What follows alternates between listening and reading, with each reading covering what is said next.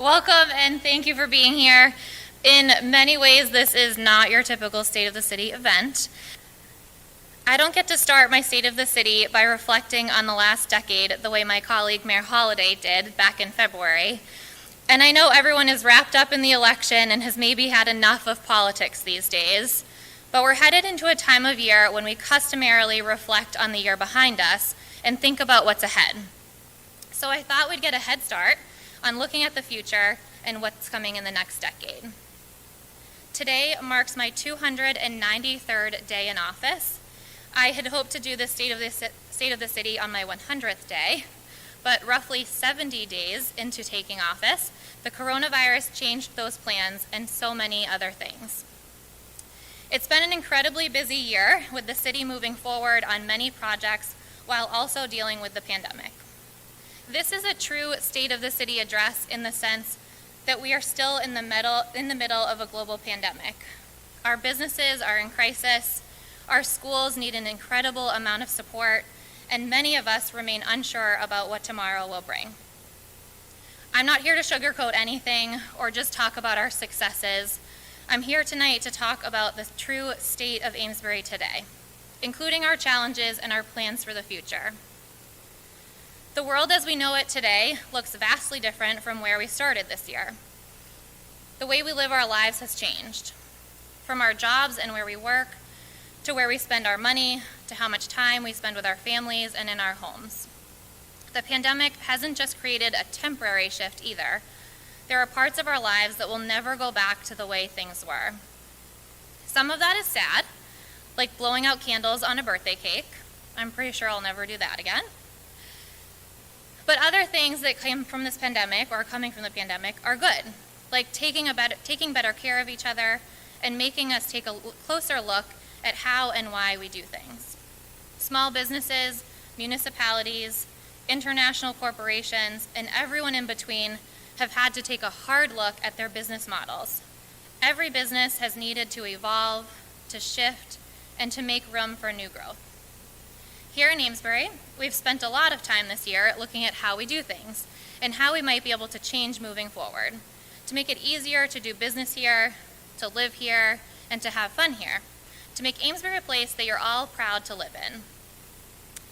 We're looking at the future and figuring out how to invest in ourselves and in this community to make us stronger as we move forward together. Tonight, I'm going to talk about the work we've been doing, some exciting things that we're looking forward to. And if you're watching this and you hear something that you're not familiar with or that you want to learn more about, I encourage you to visit the city's website to learn more. First, I have to thank everyone at the city for working incredibly hard this year and every year. The coronavirus presented some extra challenges for us, but everyone pulled together and continued moving forward and shifting onto new projects as needed. I'm really proud of our team for everything they've been able to accomplish, and I'm looking forward to continuing our great work together. There are a few people in particular that I would like to thank. First, Joe Fahey. Joe came back on staff at my request before we hired Angela Cleveland, our Director of Community and Economic Development. Joe brings so much to this community, and I am grateful for his time and expertise that he gave us earlier this year. He returned to retirement just in time. Speaking of Angela Cleveland, she joined our team just 1 month before the coronavirus shut things down, and she's done an incredible job taking on our initiatives to help our small businesses through this pandemic. She's led the Business Economic Adjustment Team and successful initiatives to help our businesses, including receiving $800,000 in grant funding for Amesbury and Newburyport. Thanks, Angie. Thank you to Dennis Nadeau. If you know Dennis, you know he's retired. Has been for years. But he never hesitates when we ask him for help, and he's been filling in as our building inspector. I'm especially grateful for his service this year because even during COVID-19 and our closures, the number of people and businesses continuing to ask for permits never decreased. Our inspectional services department was as busy as ever. I think many of you caught up on your home improvement list while you were at home. I also want to thank Bonnie Jo Kitchen. Bonnie Jo returned to our staff as interim city clerk while the council held their search. She brought so much expertise to the office during a particularly busy time of the year. She also provided some wonderful guidance to Amanda Hagstrom, who we hired as our new city clerk. Finally, I have to thank Fire Chief Ken Birkenbush and Deputy Chief Dave Matter for everything they have done for Amesbury throughout the pandemic. They truly stepped up to lead and guide us on a daily basis, and I'm grateful for their knowledge and expertise during this time. It goes without saying that this year has been dominated by the coronavirus. In mid-March, our schools and businesses closed and residents were asked to stay home and to help stop the spread. Since then, 223 Amesbury residents have been diagnosed with COVID-19, and we've sadly lost 35 members of our community to this virus. I would like to take a moment of silence now to remember those we've lost and their families, and think about the incredible impact this virus has had on our community.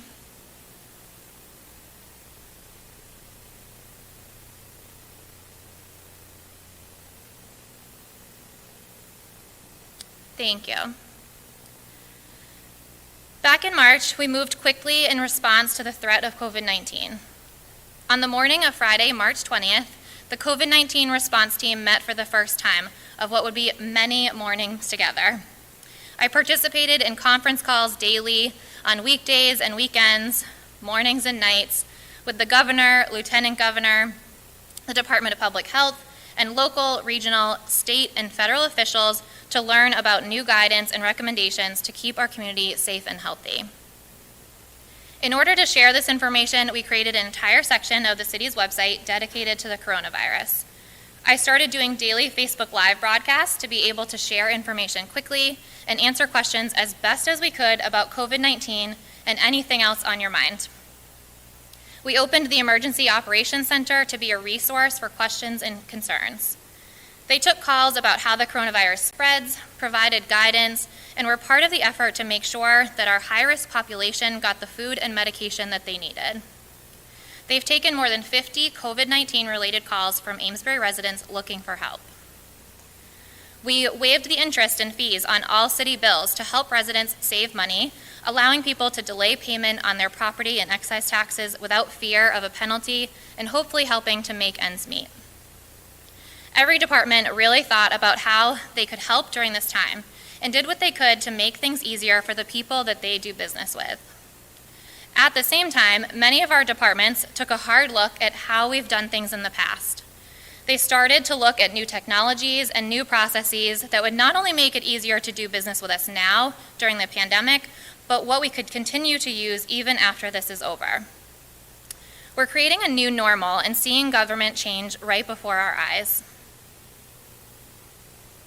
Before the pandemic, I would say that we had a pretty active senior center.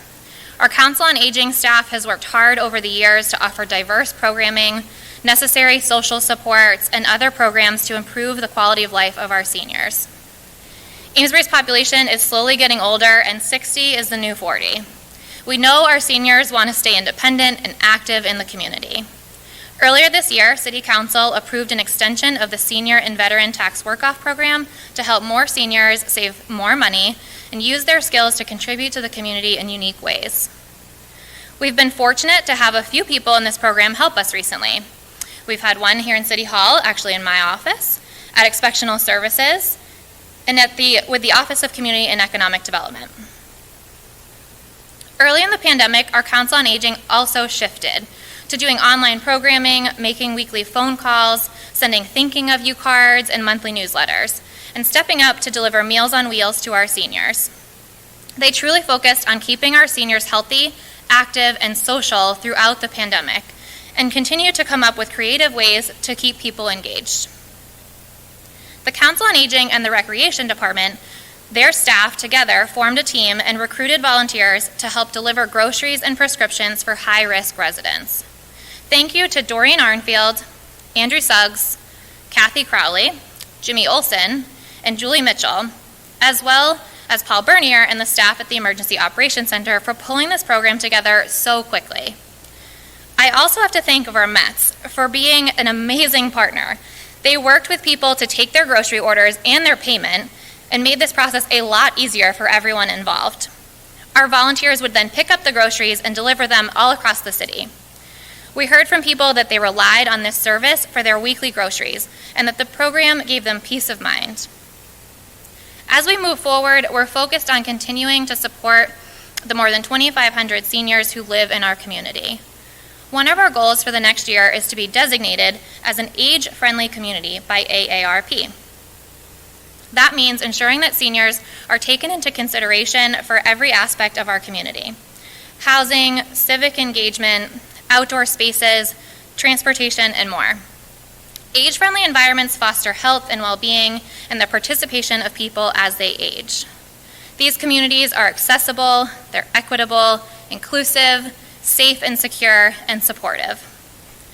Our Council on Aging and Community and Economic Development departments will be working together closely on this initiative to make sure that our seniors' needs are being heard and included in our long-term planning.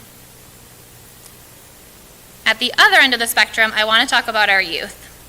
With school building closures, it became even more apparent that schools do so much more than teach, and that learning doesn't just happen in the classroom. When we send our kids to our school buildings, they learn, they socialize, they get fed, they get basic health care, and so importantly, mental health support. It's so much more than just sitting in a classroom. Our school staff has done a great job making sure that students continue to be fed with grab-and-go lunches, and it was wonderful to see local restaurants offering free lunches to students as well.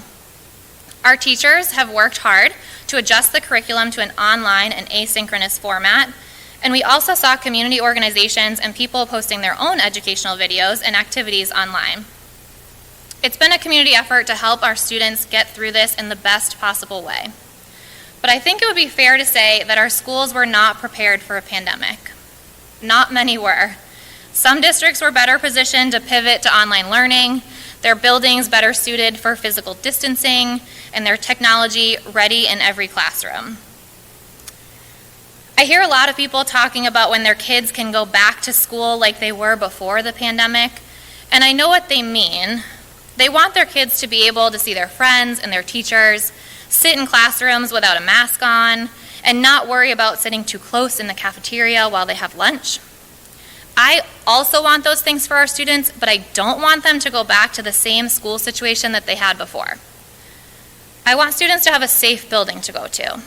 We're moving forward with the Amesbury Elementary School project, and when we're done, it's going to be a safe, clean, and healthy building for our youngest learners.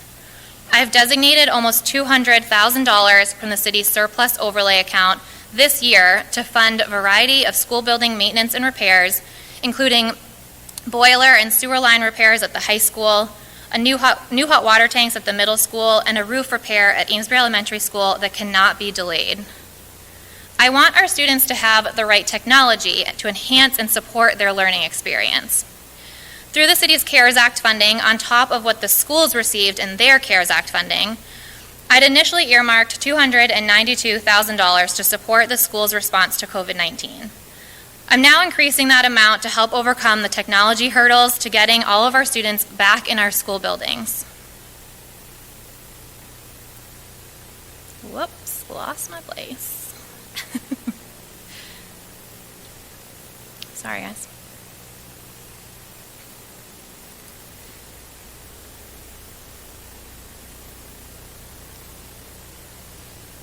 Earlier this year, we applied for and received a $50,000 school safety grant to improve security measures at our schools. Thank you to Rep. Jim Kelkors, who advocated on our behalf for that grant, and Senator Diana DiZoglio, who is currently marching across Massachusetts in support of our youth. She sponsored an amendment to a bond bill for $270,000 for technology and infrastructure upgrades at our schools. We are waiting for that funding to be released by the governor. I want our students to have increased mental health support, which we know is incredibly important for student success. I'm part of PACT, the Partnership for Amesbury Community and Teens, under the guidance of the Essex County Asset Builder Network, ECAB. ECAB recently completed their biannual youth survey to learn about the behaviors and support needed for our young people. We learned that since our last survey, Positive identity among our youth has decreased by 10%. It's decreased by 10%. Positive identity includes things like personal power, sense of purpose, and self-esteem. We're seeing an increase in anxiety and depression trends. The numbers are also increasing for teen drug usage. And this was a survey taken in 2019. We know 2020 hasn't helped. I've used CARES Act money to more than double our engagement with the Pettingill House to be able to provide more of this support for school-age children and their families. The expanded contract provides essential interventions and support services to improve the health, well-being, social-emotional learning, and school performance for students both remotely and in person. ECAB has also helped us apply for a grant to hire a program manager for positive youth development programs. Additionally, we're rethinking how our public health department serves our community. In recent years, they've been primarily focused on doing health inspections and less on public health initiatives. We need to bring them back around to focus on providing resources, education, support, and preventative initiatives. And even with all of this, it's not enough. We have more work to do. Our young people need our support. We know what's needed. Our teachers and principals have been asking for the same resources for years, for better technology, for new curriculum, and more social support. But there's never been a plan to fund it. We have to make a plan to invest in our schools for long-term success. Early in the pandemic, I reached out to Pettingill House about creating a system to support people who needed help with basics, things like paying rent, groceries, paying for other basic needs. The pandemic left many people without a job or steady source of income and worried about paying their bills. At the same time, we had some people in our community who were still in a very good place financially, and they wanted to be able to help their neighbors. Together, we created Aid for Amesbury, a donation and assistance portal for Amesbury residents. As of now, the Pettingill House has received $7,500 in donations. They've assisted 13 households, and over $6,000 has been given out in financial assistance.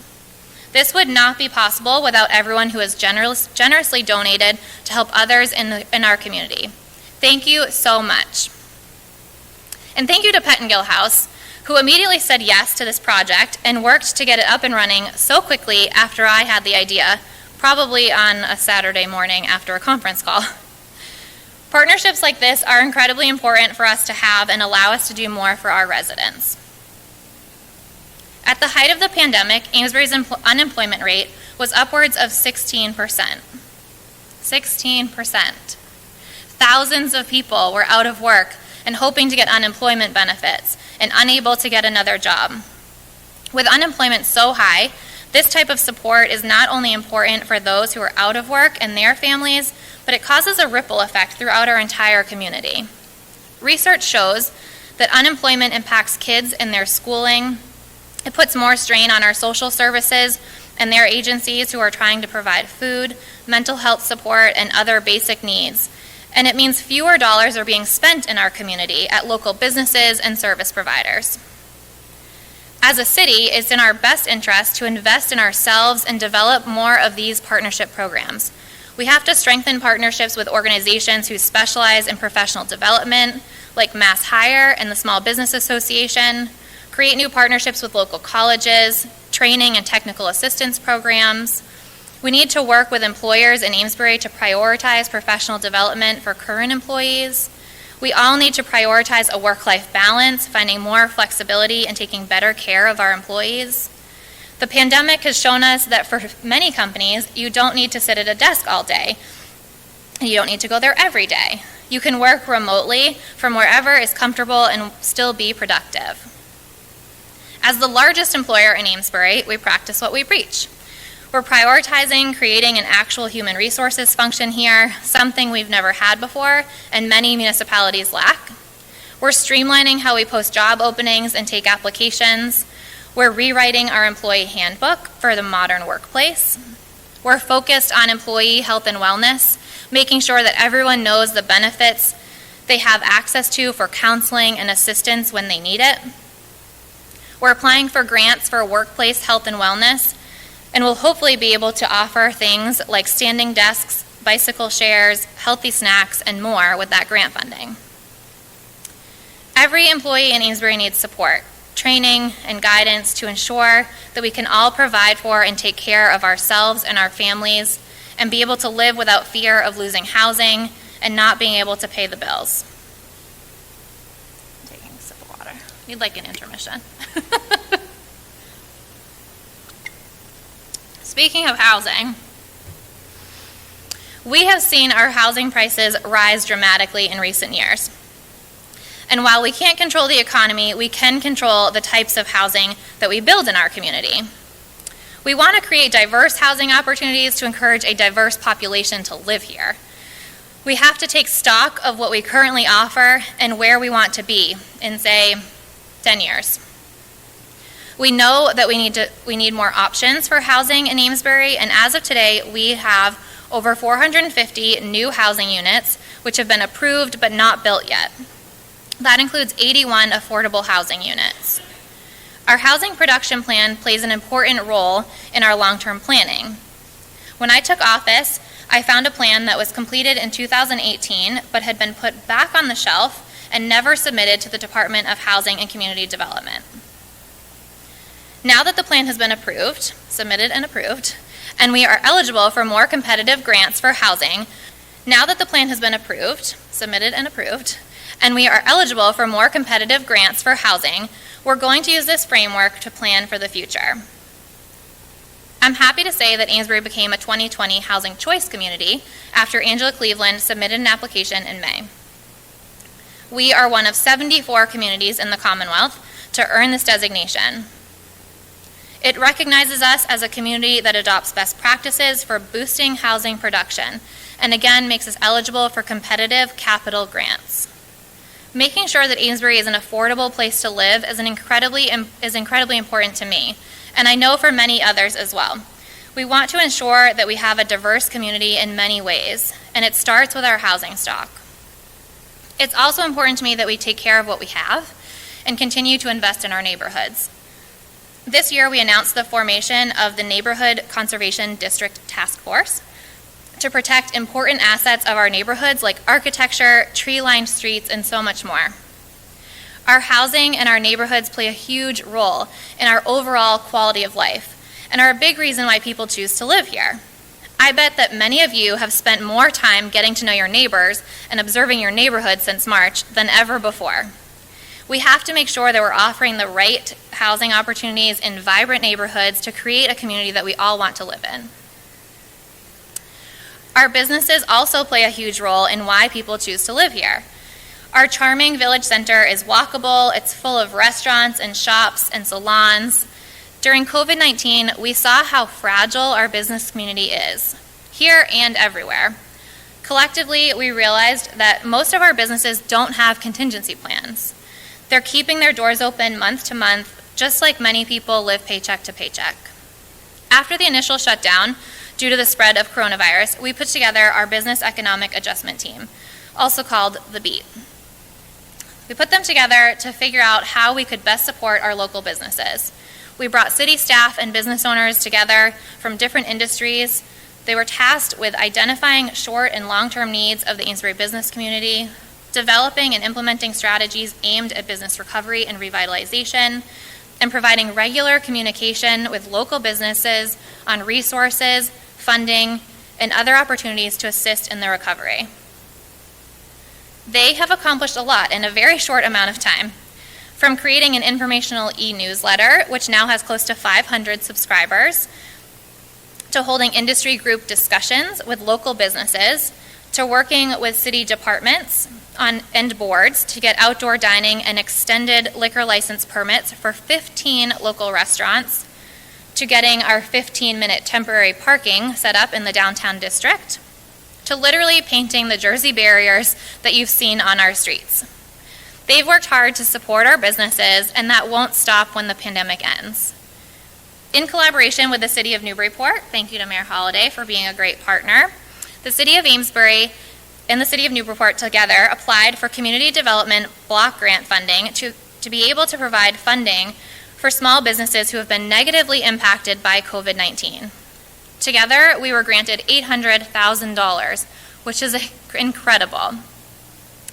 As of today, 18 business applications have been approved and will receive their grant funding. But we still have almost $300,000 in funding remaining for Amesbury businesses. It's not too late to apply. I hope that small business owners who are watching will visit our website and learn more about this program and apply for assistance. These funds can be used for payroll, for rent or mortgage payments, for technical assistance like getting that online store going, and so much more. We know that our businesses have suffered, and we hope that this funding will help keep the doors open and the lights on. I encourage everyone who is watching to please support our local businesses. With the holidays approaching, please make every effort to shop local. Do a little self-audit. How much of the money you spent last month was spent locally? Can you move your money? The Chamber of Commerce worked with local graphic designer Shannon Carroll to create the Support Local brand that you've seen on our lamppost banners in the downtown district. And the Beat collaborated with them to extend the branding on an Amesbury business map, Support Local banners on Route 110, and other promotional materials. Money spent at local businesses stays in our community. It impacts our families and our quality of life. I challenge all of us to shop local and keep money in our community. That goes for us here at the city as well. I pulled our numbers, and of our total budget, we spent $1.9 million in Essex County and $207,000 in Amesbury with local vendors in fiscal year 2020. But we could be doing better. We're going to carefully look at our own spending and work diligently to increase our local spending in the next few years. And I hope that you will too. Amesbury businesses, if you're interested in being notified about opportunities to work with the city, find the new procurement page on our website and share your information with us. Our businesses are not going to stop needing help when the pandemic is over. We're going to continue working closely with the Chamber of Commerce to help our businesses succeed. I've talked tonight about how we shouldn't be hoping and waiting for life to go back to the way it was before COVID-19. Instead, we should be improving upon what we had and creating our new normal. The pandemic has pushed us all outside of our comfort zones and has given us an opportunity to reinvent how we do things. I hope that our businesses are utilizing the tools available to take a hard look at their business model and work to create something stronger. We don't know what the future holds, and I want all of our businesses to survive whatever comes their way. We're focused on helping our businesses stay in business here in Amesbury, while we also work towards making it easier for new businesses to join us. As we look beyond the pandemic, the BEAT and our Back to Business program will focus on long-term strategies for success and a holistic vision for the types of businesses we'd like to have here in Amesbury. We're taking a close look at our current processes and making improvements in different areas related to economic development that will help us achieve our community and economic development goals. This year, we reconstituted the Economic Incentives Committee with a focus on reviewing our process for things like the tax increment financing and other incentives. These incentives should be taken seriously. In many ways, the city becomes a business partner with the applicant. We have to ensure that we're working with the right developers and projects to facilitate their success in our community and ensure that they can sustainably bring new tax revenue and jobs to the city. We recently invested in a software called OpenGov to make our permitting process easier and more transparent for everyone involved and for the public. Anyone who's been through the permitting process here knows that it's kind of a pain. You have to get signatures from many different departments who are in different buildings, and you don't know where the permit is in the process. With OpenGov, everyone will be able to see clearly every permit, where it is in the process, and signatures will be gathered electronically. The entire process will be easier for everyone involved and completely transparent for our community. Maples Crossings is a great example of a project that is hard to follow. There's a lot of moving pieces. I know everyone wants to know what's happening and who is doing what. A simpler online permitting process will be a huge benefit to these developers, city staff, and everyone interested in knowing how the project is progressing. As we continue to support new development in Amesbury, we also have to think about our infrastructure to make sure that we can support more traffic and more people.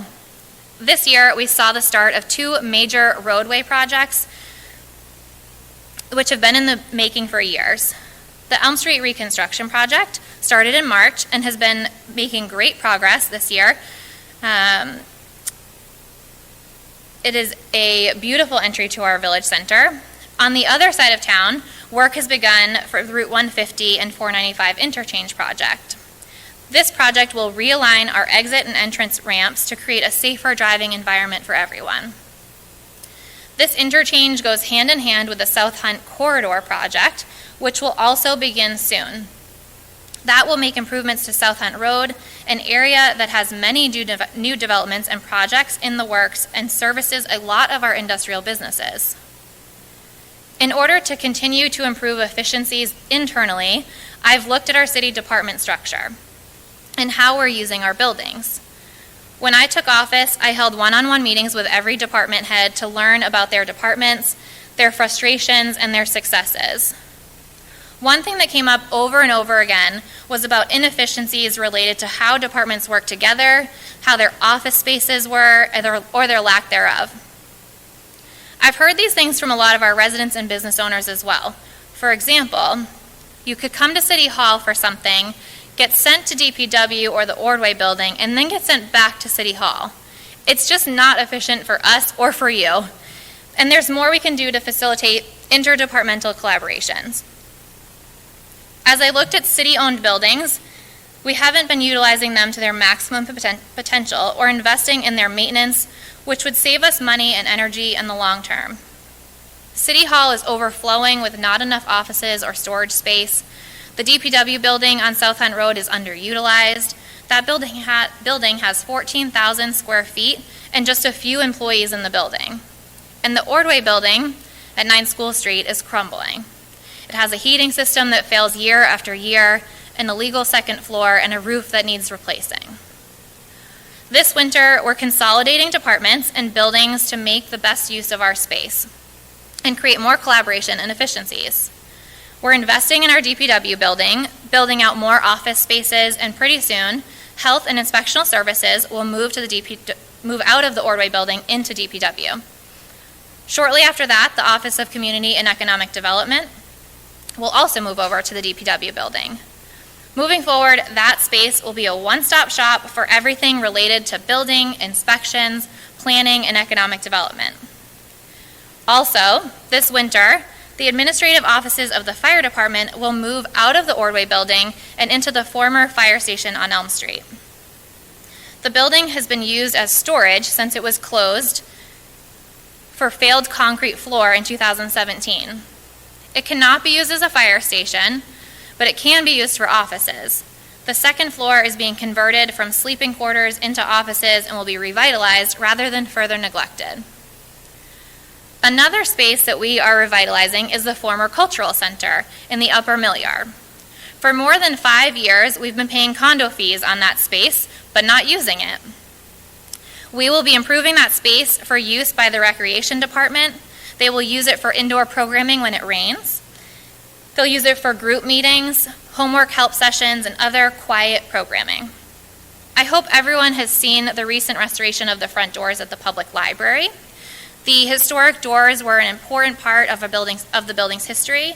It was important to spend the time and money to restore them rather than letting them fade further or replacing them.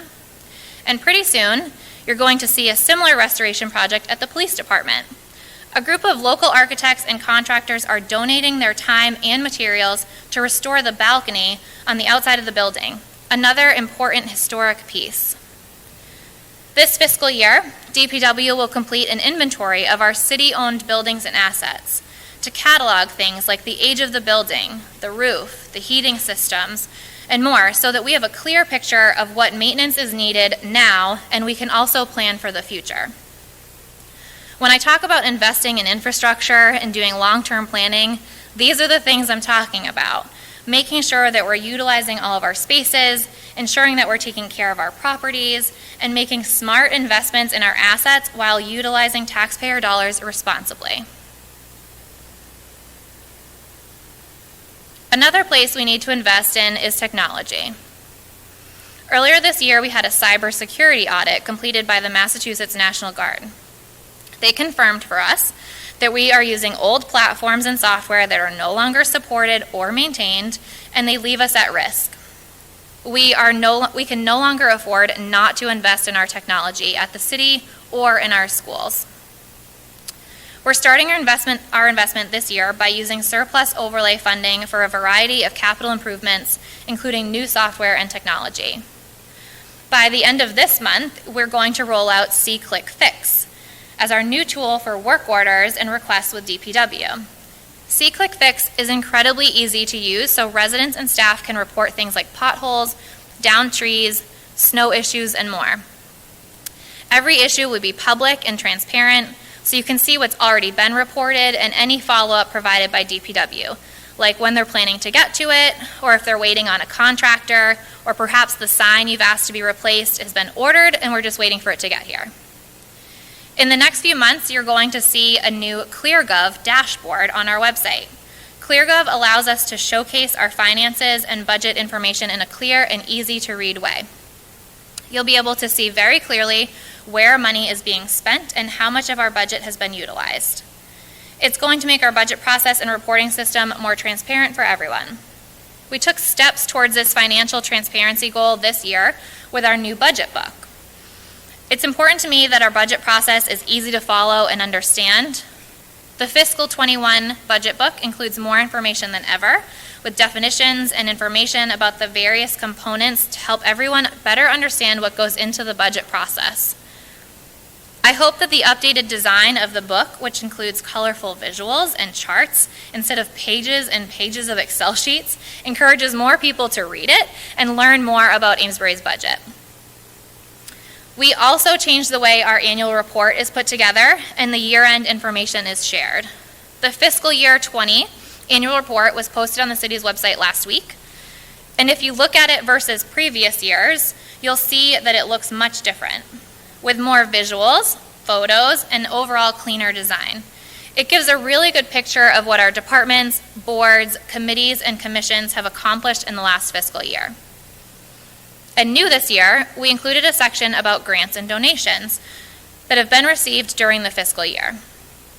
I've talked a lot about how we need to diversify our revenue and apply for more grants. This information has never been easily accessible, but as of today, there is a new page on the city's website.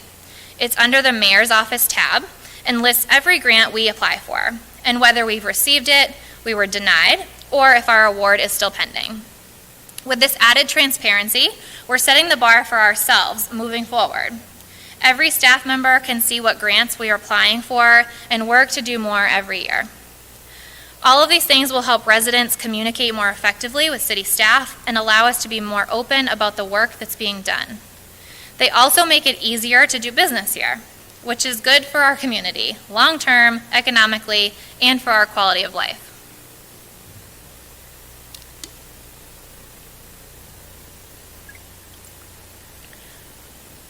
The final area of investment that I'll talk about tonight is our public spaces. We've certainly made investments over the years in our parks and recreation spaces, but never as part of a comprehensive long-term plan and sometimes in conflict with each other. We have separate plans for different spaces, like the Master Fields Plan, which was completed last year, and the updated Open Space and Recreation Plan that was completed just a couple months ago. These are important components that we need to stitch together into a master plan with a vision for how to fund the necessary improvements that need to be made. And we have to think outside the box for funding. I'm working closely with Amesbury Little League to evaluate their needs and the proposed field plan, our budget, and the Master Fields Plan, so that we can move forward quickly and provide quality extracurricular opportunities for our youth right here in our own beautiful community. Later this year, you're going to see an automated gate installed at Lake Gardner. During the height of COVID-19 this summer, we had public health monitors sitting at the gate to ensure that the beach never became overcrowded. From the feedback we received, people loved it. There was less trash left at the beach, and people were able to enjoy the beach and the trails without worrying if there were too many people around.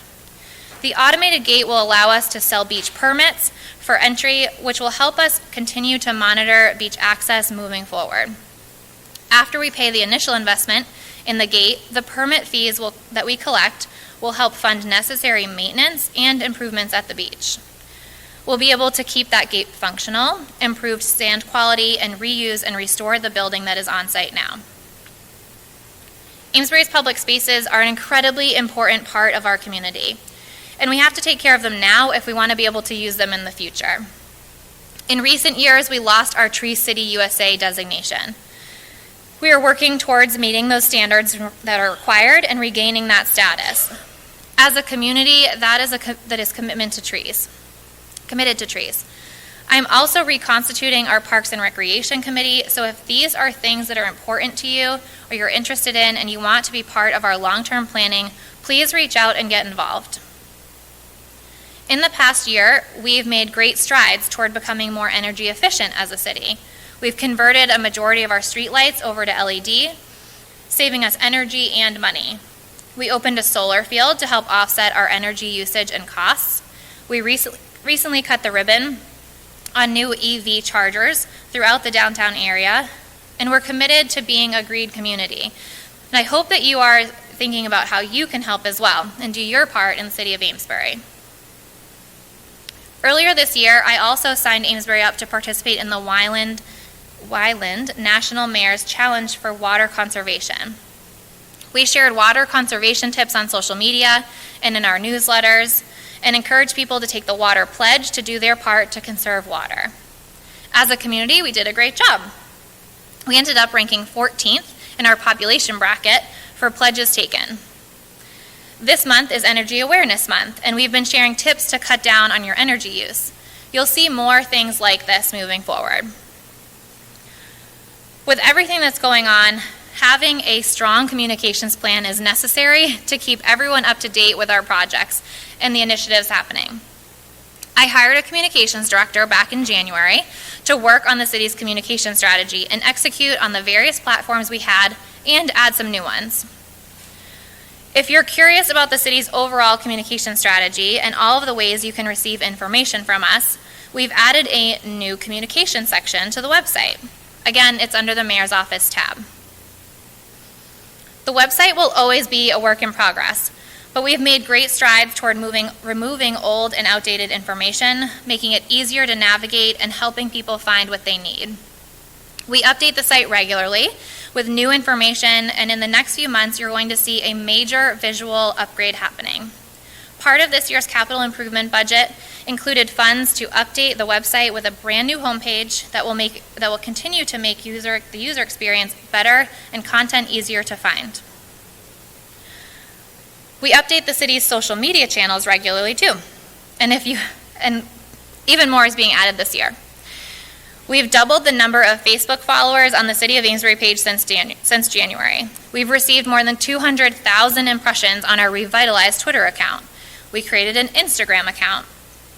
That account quickly grew to more than 1,000 followers.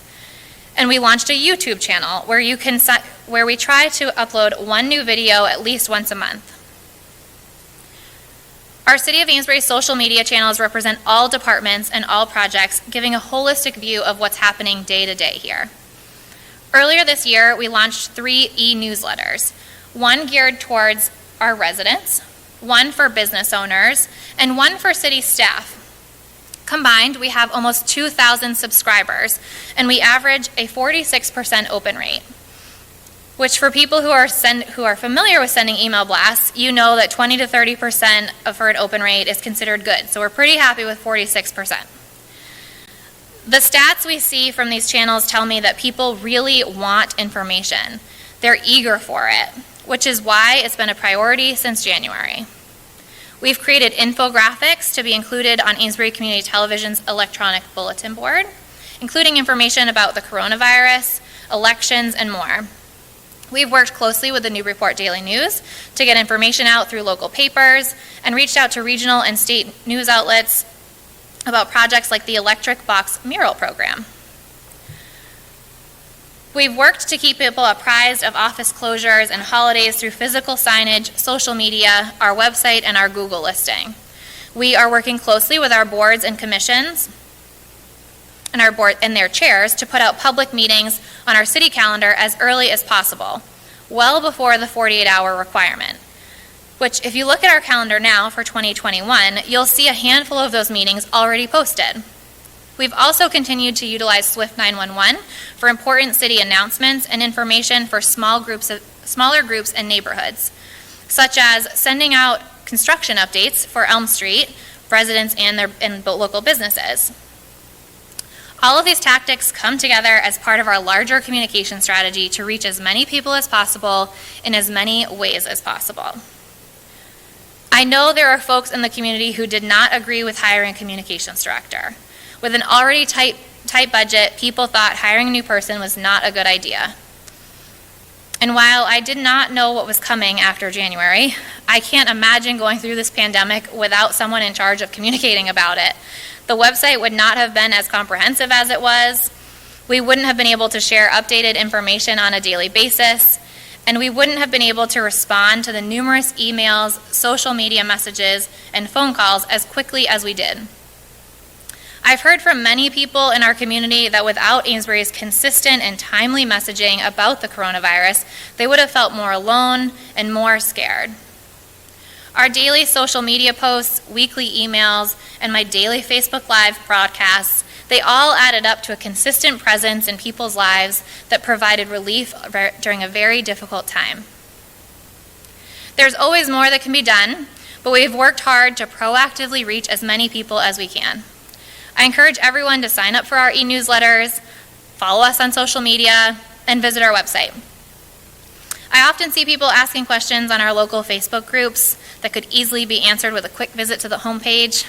I also see people complaining, talking about issues that could easily be fixed with a quick phone call or an email. We try to monitor those groups, but we don't see everything. If you have a problem or a question, reach out directly.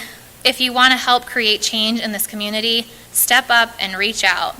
Unfortunately, complaining about things on Facebook is not going to solve most problems. As part of our communication strategy, we strengthened our partnership with Amesbury Community Television, who is here again tonight broadcasting, thanks to the ACTV team. And because of this partnership, we were able to reach many more people with messages about COVID-19. I'm so grateful that for what they've done during this time for our community. I don't know how we could have done this without them. They've worked with us to film and produce multiple videos during COVID-19. They've broadcast my Facebook Live videos on a daily basis. They've worked closely with us on our public meeting schedule to broadcast as many meetings as possible, which allowed for our boards and committees to move forward while also continuing to be accessible and to meet and accessible to the public and meet open meeting law requirements.